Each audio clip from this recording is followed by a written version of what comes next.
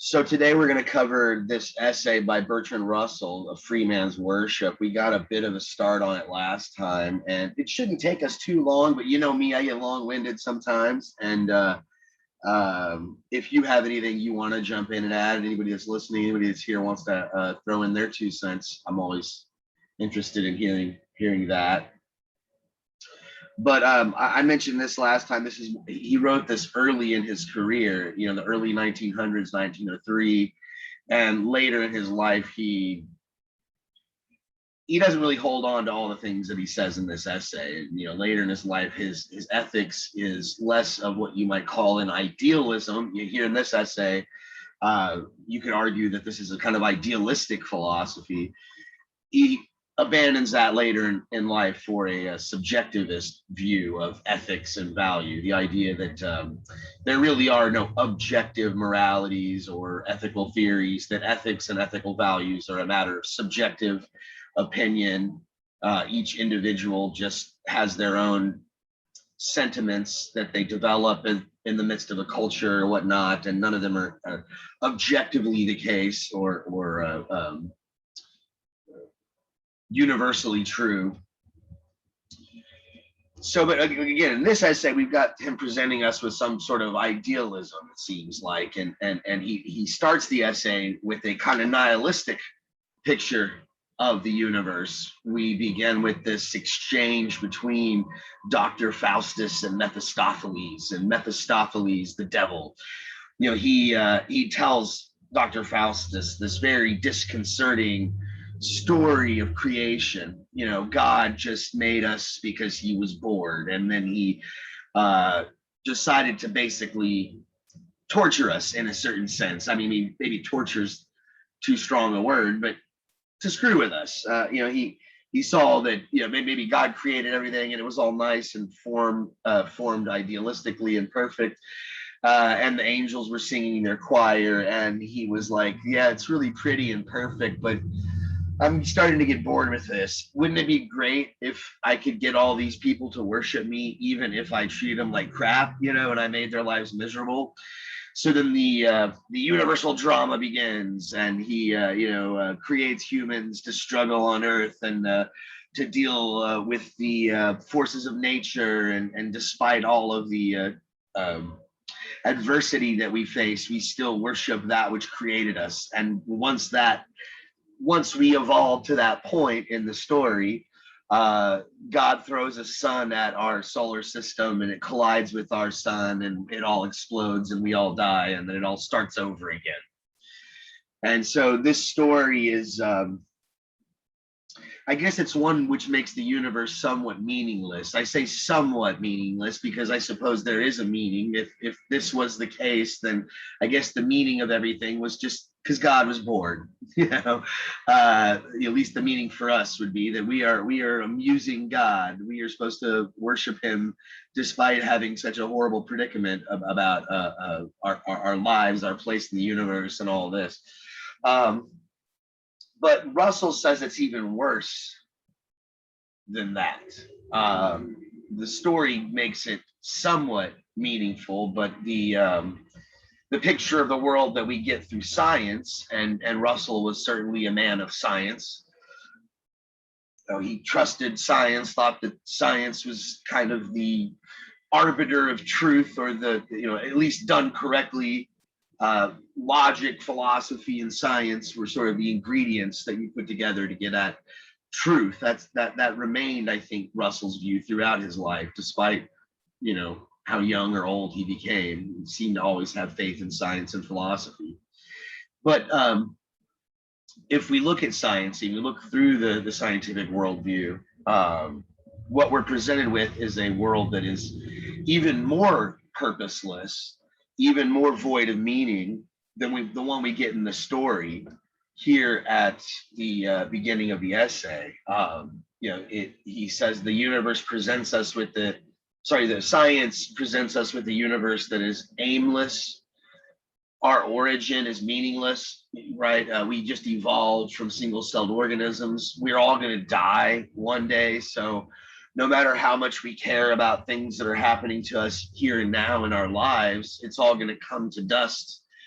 And we have a very limited posterity, not just at an individual level, but even as a species. So what that means is that not only will we be forgotten eventually as individuals, maybe if we have children and grandchildren and so on, they might remember us for a generation or two. But eventually we will be forgotten. But not only that, the human race, the human species, science tells us that eventually the sun will burn out. It may be millions of years from now, we may be long gone ourselves, but eventually the human species, our planet, everything will be gone. It has a shelf life. It will be extinct. So all of these facts, as he puts them, they are all fairly certain. Everything else is pretty much a kind of a uncertainty, and so the challenge then is to find somewhere in the universe, in this kind of meaningless, nihilistic, kind of valueless universe, where can we find a home for our values, for what he calls our ideals? And I suppose for him, and the title of this essay, Free Man's Worship, the key for him is our freedom. We have, this unique capacity to examine, as he puts it, to criticize, to know, to use our freedom to investigate and to come to an understanding and develop scientific knowledge, and to create works of art, in using our imagination. For him, this is the key to finding ideals in this purposeless universe. He says this is our only superiority, as he puts it, to the what he calls the resistless forces that control our outward lives. We can't control the things that brought us here.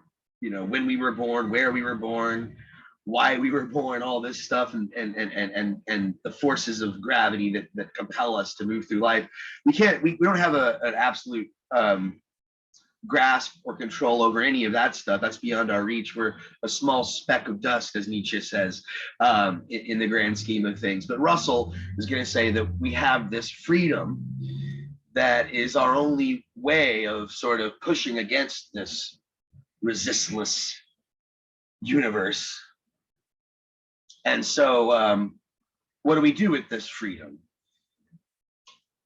And I suppose you could argue, well, you wouldn't have to argue that hard. I think it's pretty obvious that he's got kind of a politically incorrect use of language and view of things, his use of the word savage and things like this. Well, let's try not to get too distracted by this. Remember, it was written in 1903, so we've got to forgive him a little bit. But he says that one, in a sort of, for lack of a better word, more primitive culture, one who's in a more primitive society, one is perhaps tempted to worship power. When one is presented with this universe around us, the forces of nature that are so much more powerful than us and beyond our control, when we see an individual or a human being or an institution that is able to somehow gain control of power, then this commands respect. But for Russell, this is a very savage, primitive kind of way of going about our existence, and that we've evolved. We're free men, we're free human beings, and that's not the way to go about things. He says this worship of the gods and the deities, whether it's literally gods and deities or just a tyrant, a political power or something like that, he says this is slavish and unreflective. It is a primitive form of worship. So what do we worship if not power? He says that this is not the way to go, because it doesn't acknowledge the independence of ideals. Remember, he's espousing a sort of idealism in this essay. So a worship of power, just worshiping, who's got the money, who's got the popularity, who's, you know, or if you're, thinking in more religious terms, a God that will punish you if you're a naughty boy or reward you if you're a good boy or girl. That is beneath our dignity, Russell compels us to think. It doesn't acknowledge the independence of ideals, that things are right or wrong, whether or not they have power or not. It doesn't, as he puts it, doesn't stop to inquire whether or not the gods that are being worshipped are really worthy of being worshipped. And I'm sorry, but I keep getting messages on my screen saying I have an unstable internet connection. So I don't know, maybe occasionally my voice might come in and out. Sorry, just technology sucks sometimes, right? But if that happens, don't be shy. Let me know if you need me to repeat something or you missed a detail or two. And I'll be happy to repeat. Professor? Sure. What does slavish mean? Slavish, slave-like, I suppose, like a servant, like you just blindly follow and just follow orders, right? So he's saying that if you just worship power, you just worship something because it's popular and everybody else likes it, because it, or maybe like he's probably, what I'm guessing when he uses the word savage, what he probably has in mind, and again, this is kind of, I would say, politically incorrect, but he's probably thinking of some more polytheistic type cultures where they're worshiping deities like nature deities, forces of nature, and the only reason they worship them is because they're scared of them. I'm scared of Zeus, I'm scared of the thunder god, so I'm going to sacrifice a goat to make this Zeus. He says that's slavish. That's like you're being a slave to this god because you're scared. It's better, it's more dignified to worship or to follow something because it's good, because it's worthy of worship, not because you're scared of it or because it's powerful. So that's the sort of point he's trying to make. And again, I guess the word slavish is probably not the best choice. And if he was writing this in 2021, he might not have used that word. He might have said something like servile or whatnot. But for him,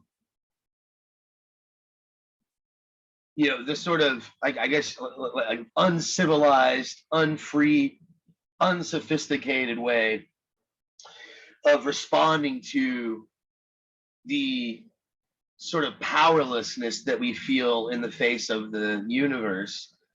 The uncivilized way to respond is to find something that's powerful, that makes us feel safe, and to sort of just slavishly devote ourselves to that. But he's advocating for this kind of idealism. And we talked a little bit about idealism last time. I mentioned Plato, the Greek philosopher Plato. And, Plato had a very extreme view of idealism. He believed that there was a universe that was beyond, well, there's only one universe for Plato, but it consisted of levels of being or levels of reality, and some things are more real than others. For Plato, the ideals are the most real beings, the most real things of all. And so there are these ideals, these forms, these ideas like beauty, truth, and even things as simple as circles. There's the concept of a circle, or the concept of a human, or a concept of a desk, or a concept of a horse, or a thing like that. For him, everything that's physical, that's a part of the world that we're familiar with, is an imperfect copy of the higher realm that's more real and more eternal and unchanging. And insofar as anything is good for Plato, it is somehow, it emulates or it copies or it resembles the perfect ideal. So, for Plato, in nature, there are no perfect circles, right? The idea of a circle is perfect. It's exactly 360 degrees, and all the things that are true about circles are true about it. But you won't find a circle in nature, right? So with Bertrand Russell, though, I don't think he's quite as metaphysical as Plato. For Plato, there's this other metaphysical realm, this higher realm of forms, of ideals. I don't it's not clear, but I don't really think that's what the young Bertrand Russell is getting at here. He thinks that our freedom of consciousness and our freedom of thought is universal enough that we all share this. All of us have freedom, we all have consciousness, we all have a conscience, and we're able to use that reasoning and that rationality to arrive at truth. We're able to arrive at these ideals, and once we become more civilized, once, and again, this is him, not me saying this, right? Some might take issue with the more civilized language, less savage, according to him. We start to, instead of worshiping power, we start to realize the capacity of our own inner voice, our own conscience and consciousness, and for lack of a better word, our soul. I don't think he uses the word soul in here, but he'd probably prefer the word conscience or mind or something. Once we evolve and we get beyond worshiping power and just following things out of fear, he says the claim of the ideal world begins to be felt. And that phrase, the ideal world, he doesn't expand on this much. So, you could accuse him of being a Platonist if you want, which the introductory blurb kind of does, that he was a Platonist at this time. But I tend to, if you read the essay as a whole, I tend to think of him as not quite as extreme as Plato. But I don't know if that's really a good thing. At least Plato, as much as Plato's theory is problematic, there's a lot of problems with Plato's metaphysics and this ideal separate realm and all that, and the metaphysics of it. At least Plato tried to develop and work it out. It seems like in the essay here, Russell, to his discredit, just sort of assumes a universal kind of sense that we all have, and he just sort of says, he doesn't really say this, but he kind of implies it along the way. You know what I'm talking about, right? You know what these ideals are. You know what it means to live a good life, but without really spelling out a clear moral programmatic that one could follow.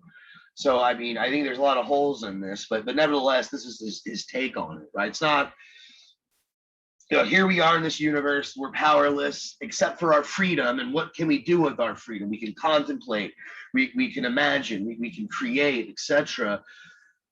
One is tempted to worship power in the face of all this powerlessness, but let's look at the freedom that we have and let's use it to, as he puts it, to worship gods of another kind, not these gods that make us scared, but we have to recognize, higher gods. And this is where I think maybe there's a overlap with him and Plato, although they're different thinkers for sure.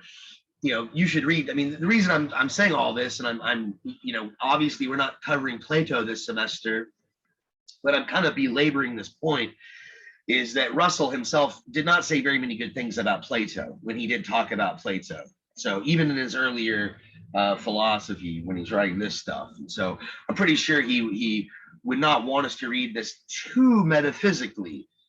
He's thinking on the level of human consciousness, that we all have this sort of, we know, what's right, it's wrong to murder people, it's wrong to steal, come on, that kind of thing, which is kind of begs the question and is weak philosophically. It might work and it might appeal to our better nature, our better half, but as a philosophical argument, it's rather lacking.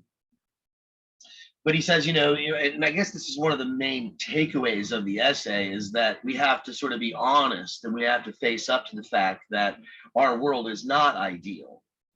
And we know it. We can look at the way things are and we can understand that things could be better otherwise. And part of our sort of task is to try to bridge that gap as best we can. We have to, as he says, preserve respect for truth, beauty, and what he calls the ideal of perfection. Still, again, very vague. He doesn't really spell out what this means. He doesn't lay out like some sort of litmus test. How do we know whether or not this is something that fits in within your scheme of what's ideal and what's, okay. It says low system resources may affect audio quality. Yeah, again, I keep getting these messages, so sorry if the computer makes me cut off a few words here and there, don't be shy to let me know. I'll repeat what I just said. So again, eventually we realize that not all power is good. If power's bad, we have to reject it. Hitler was powerful for a time. I guess he ended up being very powerless, when the Russians marched into Berlin and all that. But he had power for a while. He had political power and people followed him, but was he worth following? I would hope most of us listening, if not all of us, would say, no, of course not. Of course he wasn't worth following. And so power for its own sake is not something worth worshiping. So what is? He says, our true freedom, I suppose this is a free man's worship, is to worship the God created by our own love of the good. And darn it, if that doesn't sound like Plato. Plato often talked about love of the good, love of beauty. The good for Plato was like the highest of all forms. It was the highest idea in that high realm, that separate realm of forms. But he says, Russell says something that sounds like straight out of Plato. We have to worship the God, except for the one where he says it's created by our own love. For Plato, these ideals are independent. They're eternal. They would exist whether or not we were there to contemplate them or not. Russell seems to think that they are created by our own inner freedom. They're just a spontaneous outgrowth of human freedom. In a way, I think that Russell is a lot more influenced by his Judeo-Christian roots than he would like to admit. This man was an outspoken atheist, and hey, look, I'm not a believer either, but I don't think he's being honest about just how much influence this notion that I think is prevalent in Judeo-Christian values, this notion that man is somehow dignified, right? That we're not like the other animals, and we're not like all of other creation, that God created us with a special purpose. Now, Russell wants us to take God out of the equation, but he still maintains this sort of like, well, humans are kind of special. We're a bit better than the rest of the universe in a certain sense. I mean, sure, like if a comet came down and destroyed the planet, we'd all be toast. So in a sense, we're powerless against that comet, but a comet can't do calculus. A comet can't do nuclear physics. There's something kind of amazing about humans. And so I think that you could argue that that's a bit of a prejudice that he has, because even though he's an atheist, he was raised in a culture that has those roots in Christianity, right? The British culture that he was raised in, it might have given him these biases. And so he's operating under this assumption, we have rationality, humans do. We have reason. That makes us superior to these forces, these sort of blind forces in the universe. And so we're able to create our own God by this inner love in our heart, our love of good things. He says we need to do this. We have to respect only the heaven which inspires our best moments. Well, what are those, Russell? What are our best moments? I mean, some of it's, I'll give them this, us philosophers tend to make things maybe more complicated than we should.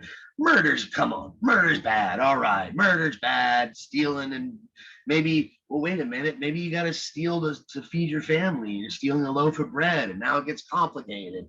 But what are our best moments? I mean, Bertrand Russell had some pretty peculiar views on morality, about marriage and things like that. And I think he advocated for open marriages, and he was a bit of a nudist, I think. So, I mean, he had a few views about morality that I think people were like, is that our best moments?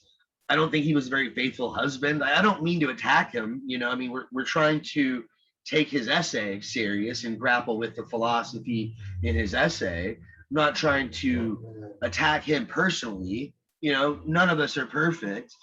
But when he says we have to respect only the heaven which inspires our best moments, perhaps he could have written a little bit longer essay to be a little bit clear about what that means, what constitutes our best moments. he goes on to try to elaborate, but I still think this language is still pretty general, right? He says in our, in our actions, we're kind of stuck, right? When we act and we move through the world, we might be free in the sense that we decide what we're going to do and how we're going to act, but ultimately we have to submit to the tyranny of outside forces. There's no guarantee that our actions will be successful. I don't know if I want to spend too much time on this, but we could pause here for a moment and discuss the issue of free will versus determinism. We might want to just do that when we read the Kurt Vonnegut novel, because it's a big theme that runs throughout the Kurt Vonnegut novel. So I think I'm going to leave that debate for another time. But since I mentioned it, let me briefly state what I'm talking about. This philosophical tension between free will, the idea that our actions are our own and we create them and we decide spontaneously, we decide what we do, versus determinism, the idea that we don't really control what we think and what we do and how we act, and that everything is determined by previous causes. These are two competing philosophical viewpoints, and Russell seems to just naively, at least in this essay, maybe he didn't do this in his later philosophy, but in this essay, Russell is naively just asserting free will. He just, well, we're free, come on. He doesn't really give us an argument for it. He doesn't answer the critic, the determinist critic. He just says, look, we're free. But there's a bit of inconsistency in it, you might notice, because it's not, we're free, but it's a freedom of kind of thought. When we act, these forces of nature kind of push back on us, and we don't always get what we want, and certainly our actions don't really produce the results necessarily that we had envisioned that they would. But in our thoughts, and in what he calls our aspirations, what we aspire to, he says in this case, we are free from all externalities. This is where, I don't know, if I was a determinist, I would maybe think, are we really even free in our thoughts? Are we really free in our aspirations? Do you decide what you're going to think, or do you just think it? I suppose you can tell yourself, I need to think about what I'm going to write my essay about for this class. So I'm going to sit down and start thinking about it. But before you had that first thought, do you know what led you to that thought? It seems like thoughts just sort of come and go. You could argue, right? So again, maybe I shouldn't dwell too much on this debate, because it'll come up again when we get to the next book we're reading, the Kurt Vonnegut novel. But yeah, I think he's being a bit of a lazy philosopher here. But let's continue and see where he's going with this, right? So you can't really worry about your actions too much, because they're subject to the universe of outside forces. But in your thoughts and your aspirations, I guess the ideals, to bring it back to his idealism, the ideals that you strive for, those are yours. You can construct them yourself. So hold on, did I skip one? No, I didn't. Okay, so there's a brief section here on, I guess, what you might call revolt. When we think deep enough about these issues, about what our place is in the universe and how we're going to deal with this, and if we're honest, at least in Russell's sense, if we take it on face value that we live in a universe that is beyond our control, we're sort of powerless. And we realize also that there's a strong gulf, there's a large opposition, a gap between fact and ideal, between the way things are and the way things should be. Once we become aware of that, it oftentimes will bring about a spirit of revolt. And maybe some of you have experienced this yourself in your own life. I'm sure I have several times. you might have been sort of operating under a certain assumption that things were fair. Maybe you were going to school for a certain amount of time before you realized that sometimes teachers, principals, authority figures play favorites or something like that. Or maybe you studied US history and you heard about the founding fathers. You heard about all these ideals of freedom and liberty and justice for all, life and liberty and the pursuit of happiness. And you hear about all these great things and you're like, this is so wonderful. But then you start to get older and you start to watch the news and you start to realize that the world is far from that, and that this nation that was built for all these ideals didn't really live up to those ideals always. And in many cases actually violated those ideals and went against those ideals and made it hard for people to realize those ideals. Once one faces up to those hard, tough facts and one sees the world as it is, there's the temptation to just say screw it and just revolt and just not care. But for Russell, he argues here that this sort of righteous indignation, this sort of hatred, this sort of cynicism, the kind of I guess I'm Gen X and we're sort of accused of having this, we're the apathetic, the Kurt Cobain generation. We don't care about anything. We're just nihilistic. What matters? I don't care. But for Russell, that's still a kind of bondage, that you're tied to your desire or your emotions, and you just react and you're just angry and you just become this sort of like annoying rebel who doesn't really do anything but bitch about the world. But for him, he recommends what he calls a kind of stoic freedom, not this sort of loose cannon freedom that just says, the world sucks, so why should I even try? Instead, he says we should embrace a stoic freedom that is a submission of our desires. For example, our desire to revolt, for instance. But it is not a submission of our thoughts, right? We let our thoughts have that sort of freedom still, but our desires are tampered, are sort of like, it's not fair, that sort of feeling of resentment or indignation. We need to just get past that and be stoic about it. Who knows about Stoicism? What does it mean to be stoic? I'm not really sure why, but Stoicism in general is starting to make a comeback. It's an old philosophy that goes back to you could argue it goes back to the Greeks, but really it's more of it sort of reached its height in the Roman era. But it's sort of making a comeback. There's like a lot of YouTuber Stoics out there that I notice, and I honestly don't know why, because I've never really found myself compelled to dig deeper into Stoicism. It's not a philosophy that really draws me in. I just don't see the appeal of it. I prefer. I think in Stoicism it has elements of Aristotle's ethics in it, and I much prefer, if I had to pick between the Stoics and Aristotle, I think Aristotle wins hands down. I don't understand, if there's a big Stoic revival, there should be a big Aristotle virtue ethic revival, which is just my opinion.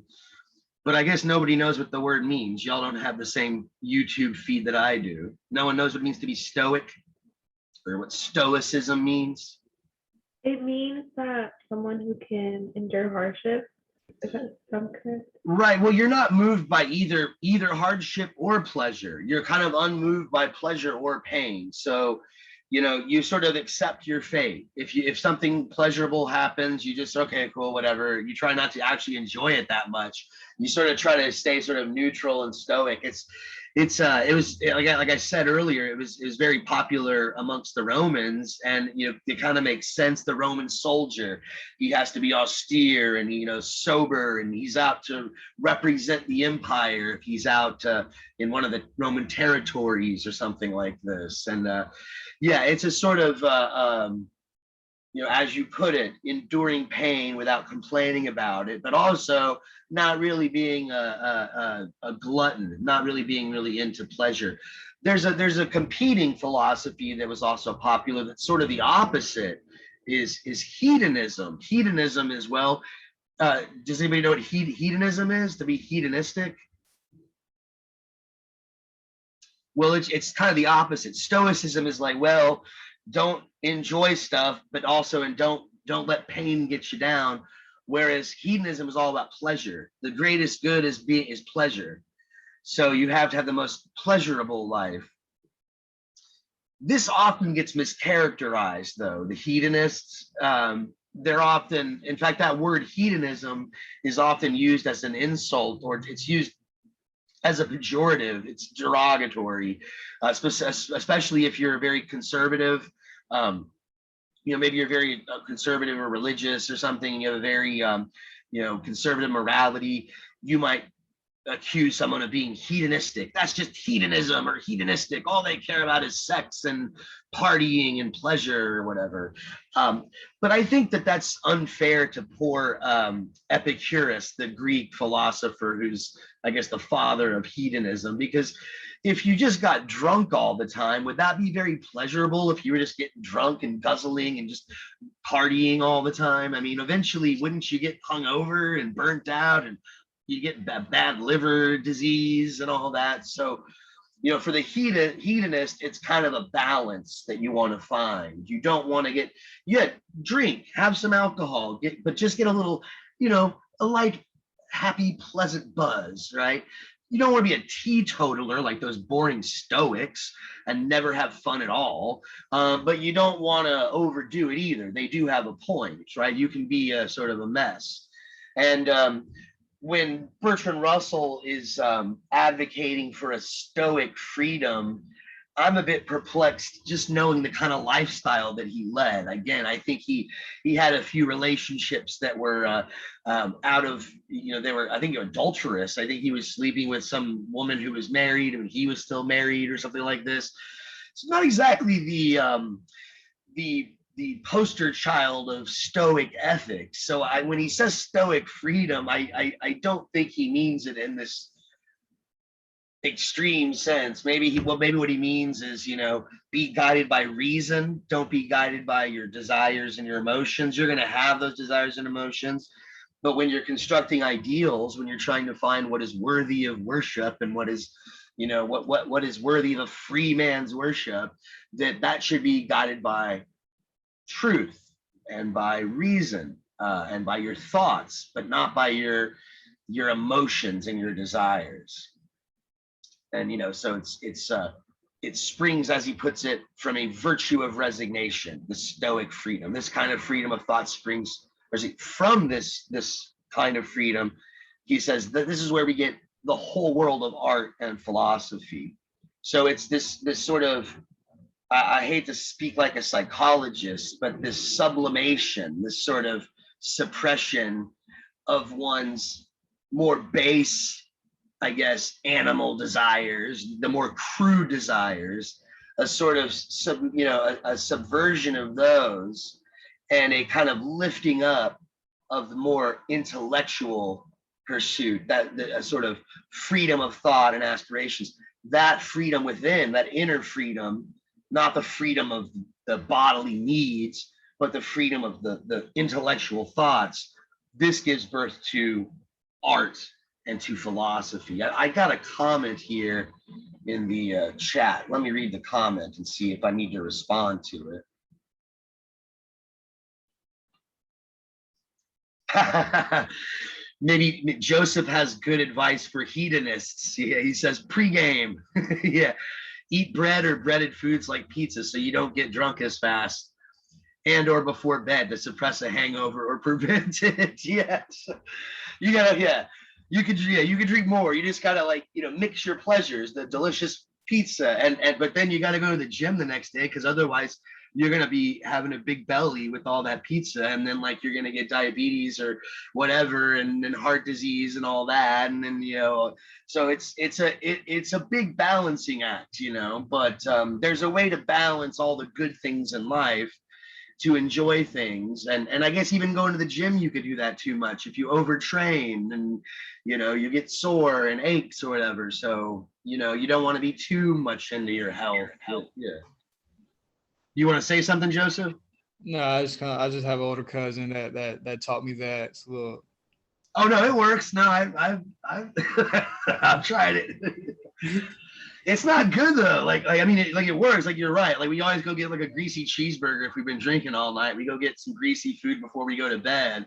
And yeah, it does work, but then you gotta think all the calories you put in. So it's like, man, I've been trying to lose weight, and I've been tracking my macros all week, and then I go out on Saturday night and it's all gone because I go to the burger joint after drinking, beers or whatever all night. So it's just a little tricky though. So I'll ask his friends because someone needs to drive home. All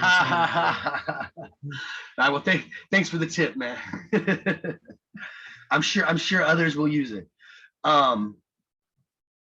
So trying to get close to wrapping things up here. Actually, we got a little bit more to go. How many slides I got left here? Oh, we got like 2 more slides. Okay, cool. So we're actually good for time. So what is the response? As I said, I don't think Russell is super clear about it. To be fair to the guy, this is a short essay. It's just maybe it's an essay that he meant to be short and it gets you to reflect on it. And he thought that, the person reading this is going to be smart enough to do this work, do the soul searching on their own. But one thing that he does assert that I guess is a hint at clarity of where he's going with this. What is one response to our situation once we resign ourselves to these two things, once we resign ourselves to our powerlessness, right? What he calls the outward role of fate. And once we resign ourselves to the fact that, again, he's not religious and not like Platonic in the strict sense of the word, right? We resign ourselves to the fact that the non-human world, this metaphysical world, is unworthy of worship, that we have to create values from our own freedom. Once we resign ourselves to this, we are able to, as he puts it, fashion a new idol of shining gold, replacing the old idol of clay. I think that's an unfortunate choice of words. He might have done that to poke at the Christians, because he wasn't a Christian and he liked to brag about that a lot. He wrote an essay, Why I'm Not a Christian, and he was pretty provocative in that sense.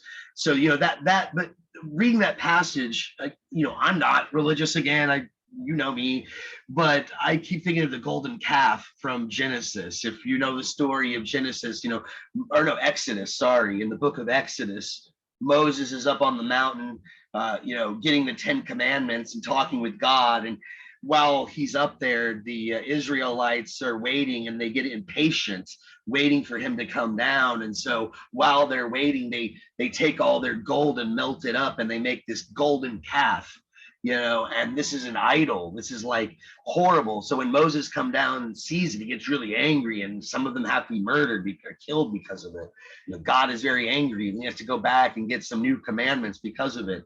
So I'm like, I don't know if Russell did this intentionally, or he's just trying to be poetic here and it's just like inadvertently, but I'm just like this is kind of like sinister. You're like, we need to erect an idol, a new idol of shining gold. I can just hear the Christians reading this going, new idol of gold, you blasphemer, only Jesus is my, savior or whatever. But nevertheless, what he means, I hope, right? What he's saying is that instead of worshiping something out of fear, that's the old idol of clay.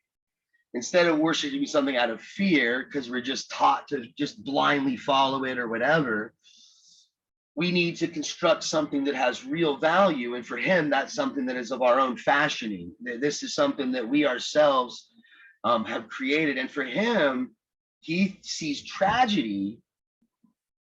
If you create tragic art, this is the proudest, the most triumphant of all the arts. I suppose because tragedy, if you watch a play that's tragic, you see a movie that's tragic, that's just very sad, and all these, horrible things happen. I suppose for him, this is facing up to the reality of the harsh existence, but also creating a work of art. this is, I don't think he would like to hear me say this because he didn't like Nietzsche either, but this is very Nietzschean. We'll talk a bit more about Nietzsche later this semester. I've mentioned him several times before. He's a German philosopher, but Nietzsche spent a lot of time in his philosophy talking about tragedy. And this is one of the things he liked about it, that tragedy, tragic art, tragic poetry, tragic, anything where we're dealing with sadness and grief and loss at such a monumental level for Nietzsche, and apparently for Bertrand Russell as well. This is a sort of brave facing up to our existence and asserting ourselves, right? Using our freedom to create beauty, to create a beautiful work of art that at the same time acknowledges the darkness of the world around us. And so I'll read the passage here where he explains this. Let me try to find the page number. This is, let me see. I think this is at the bottom of, this is 113. It's a pretty long passage, so I don't know if I'm going to read the whole thing, but let me see if I can get through it. I'll read most of it. It starts on 113. It's that long paragraph. He says, the beauty of tragedy does but make visible a quality which in more or less obvious shape is present always and everywhere in life. In the spectacle of death, in the endurance of intolerable pain, in the irrevocableness of a vanished past, right? Our past is gone. We can never get it back as much as we would like to. He talks about that, and I kind of skipped over that part, but that's another key part of the essay, is our relationship with the past and how we have these sort of idealistic, and that's why we value the past, is the past, is sort of set in stone, and we can draw from it the good things and remember them as they were, something like this. We're less sort of enmeshed in them. That's another interesting theme that I think he wouldn't like to admit, but he shares with some of the existentialists like Kierkegaard. He didn't like the existentialists, so he probably, oh no, that's not what I'm saying. But I think he kind of agrees with them on this. But yeah, in the spectacle of all this, the depth, the inexhaustible mystery of existence, in which, as by some strange marriage of pain, the sufferer is bound to the world by bonds of sorrow. In these moments of insight, we lose all eagerness of temporary desire. So again, we get that stoic freedom. I guess when we see this tragedies, when we see like, oh my goodness, that's horrible what happened to that person in that story, it kind of lets us, we let go of our own desires. They seem so feeble. It's like, it kind of makes us unite with our fellow humans, right? And someone is asking about Nietzsche in the comments. Nietzsche talks about hedonism too. Yeah, he definitely does, right? Especially if you read like the Gay Science, he seemed to be somewhat influenced by Epicurus, the original hedonist, although Nietzsche had his critiques of hedonism as well. But yeah, this is also very, very Nietzschean, this notion about tragedy. And it reminds me a bit of what Nietzsche says in The Birth of Tragedy, is that when the Greek spectators went to go watch the tragic plays, when they saw Oedipus, lose his eyes and, all this stuff, when Iphigenia was sacrificed and the daughter was lost and all that, the people were moved to tears, to catharsis, and it brought about this camaraderie, because we realized that we're all human and we all have to suffer loss at some point. We will all one day lose someone we love, or they will lose us, right? Being lost and being, even if we're a king like Oedipus, even if we're some great ruler, none of us are immune to this fate. And so tragedy sort of admits that and makes it into a work of beauty and a work of art. So in these moments of insight, we lose all eagerness of temporary desire, all struggling and striving for petty ends, all care for the trivial things that to a superficial view make up the common life of day by day. We see surrounding the narrow raft illumined by the flickering light of human comradeship, the dark ocean on whose rolling waves we toss for a brief hour. From the great night without, a chill blast in upon our refuge. All the loneliness of humanity amid hostile forces is concentrated upon the individual soul, which must struggle alone with what of courage it can command, against the whole weight of the universe that cares nothing for its hopes and fears.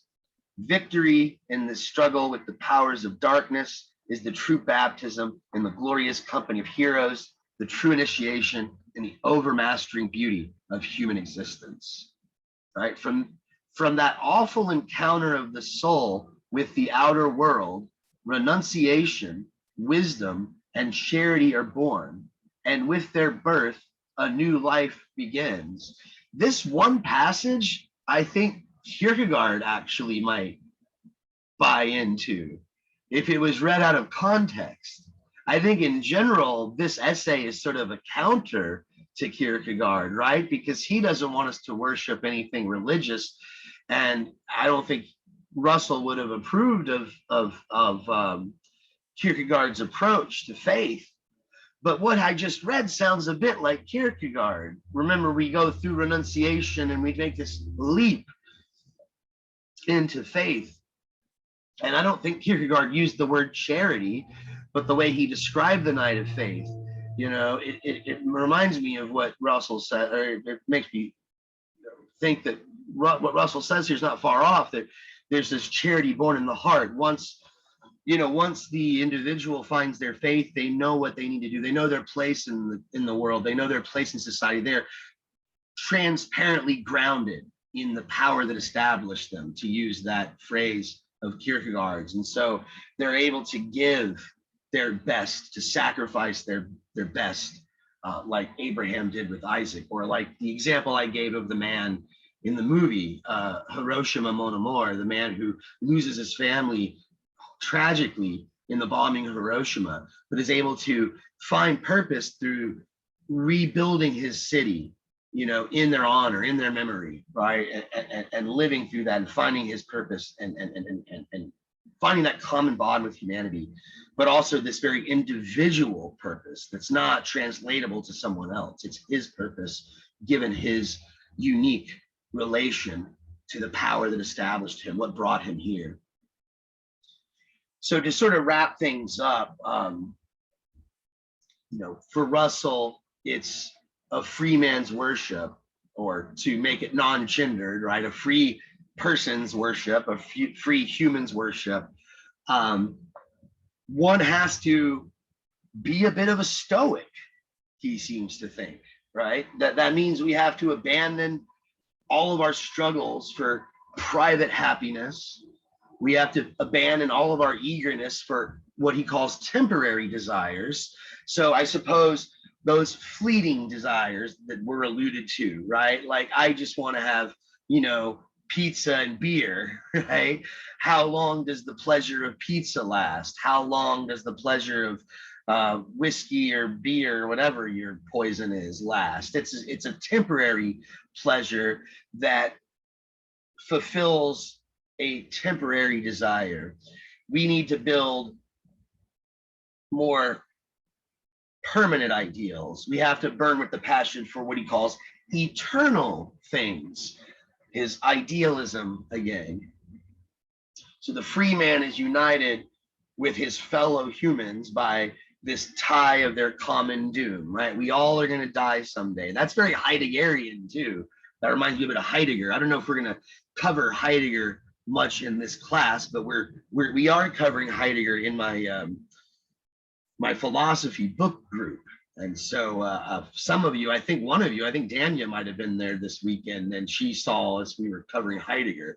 But Heidegger makes a big deal about death. You know, for Heidegger, death is actually what separates us from our common man, which is kind of the opposite of what Russell says.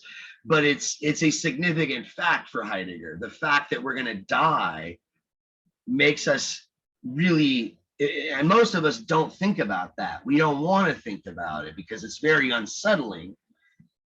And so most of our lives, we're sort of preoccupied with avoiding thinking about our deaths. We get lost in our career, in our family.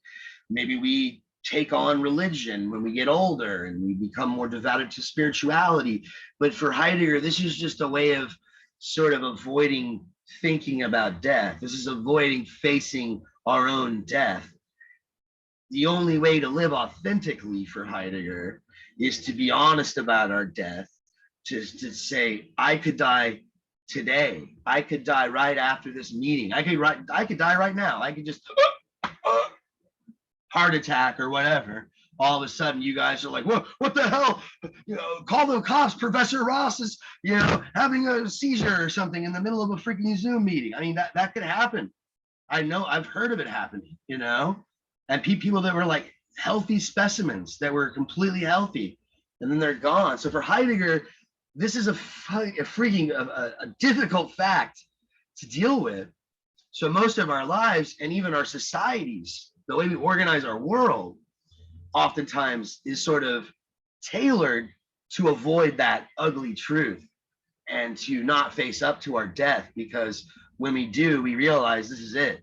We've got this one shot and we can't mess it up. And this requires us to take stock of our being, as Heidegger would put it. And, I guess as Kierkegaard would put it, to sacrifice our best, to give our best to God, as Kierkegaard would put it. Heidegger would not put it in those theological terms. But Bertrand Russell is saying that death unites us. The fact that we're all going to die, that we all live in this universe, this is what's going to tie us to a common doom, and to give us this sort of, I guess, impetus to create a better world together and to do the best we can while we're here. We're only here for a short time, so let's make the most of it. Let's help as many people as we can, or at least try to shed light on their path, make them smile or something, or point them in the right direction, give them love or affection. That seems to be the moral of the story in the Kurt Vonnegut novel. I mean, once we're done reading it, we can discuss and debate, but some people say that that's the moral of the story in the Sirens of Titan, is that you just need to love who you can, when you can, whoever you are stuck with, right? Vonnegut seemed to be a bit of a fatalist. In a sense, that's a bit much like Bertrand Russell, but I think with the Vonnegut reading, there's no freedom. It's just the fate. And you just got to learn to love your fate, kind of thing. But anyway, this is maybe a good place to stop. I know we got about 10 minutes left of class, but that's pretty much the end of the Bertrand Russell reading. For next meeting, I want you guys to try to get through the first chapter of the Sirens of Titan. So it's a long chapter, about 40 pages, I think. It's probably the longest chapter in the book. Try to read the whole thing. You probably won't get through the whole thing, but try to get through at least half or most of it, because we're going to get started on it on Monday when we meet in person on campus. So sorry, I should have put my phone on silent there. So that's the assignment for next time. And don't forget, you also have your Kierkegaard essay, which is due on Sunday, I think, is the due date for the Kierkegaard essay. So make sure you have that turned in first. That's the key. If you can only do one or the other, do the essay. I'd like you to do both, but knock out that essay, and then get started on the Sirens of Titan, which I'm really excited about, by the way. I've never taught this book, and it's one of my favorite books, so I'm kind of chipper about it. So I hope you guys enjoy reading it as much as I do. It's probably gonna be the third or fourth or fifth time I've read it. But anyway, I'm gonna stop recording now. I'm gonna leave the meeting open in case y'all have questions, but otherwise class is dismissed.